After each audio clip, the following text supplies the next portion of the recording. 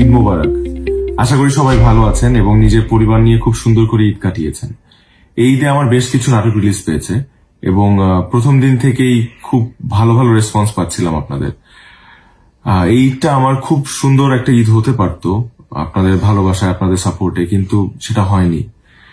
একটা অনাকাঙ্ক্ষিত বিষয়ে আপনারা যেমনটা কষ্ট পেয়েছেন ঠিক তেমনি আমিও কিন্তু কষ্ট পাচ্ছি এবং কষ্টে আছি। আমি কিন্তু একদমই ভালো নেই।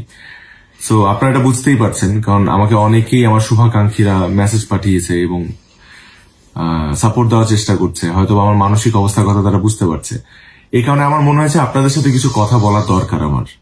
আমার অভিনীত নাটক রূপান্তর, এটাকে ঘিরে যে ধরনের বিতর্ক তৈরি হয়েছে সেটা একদমই আনএক্সপেক্টেড।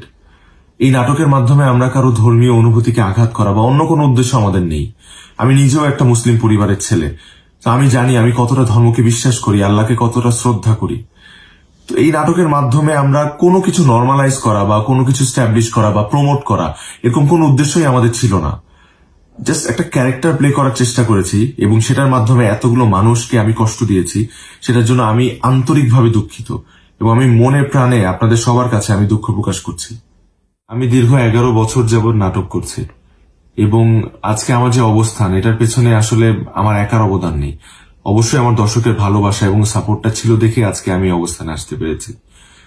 তো আমার কাজ করার মূল উদ্দেশ্য হচ্ছে আমার দর্শককে একটু এন্টারটেনমেন্ট দেওয়া, একটু তাদের খুশি।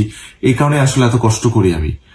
তো এরপর থেকে আমি আরেকটু বেশি সচেতন থাকবো এবং সতর্ক থাকবো আমার চরিত্র বাছাইয়ের ক্ষেত্রে, যাতে তারা কোনোভাবেই মনক্ষুণ্ণ না হয় এবং কষ্ট না পায়।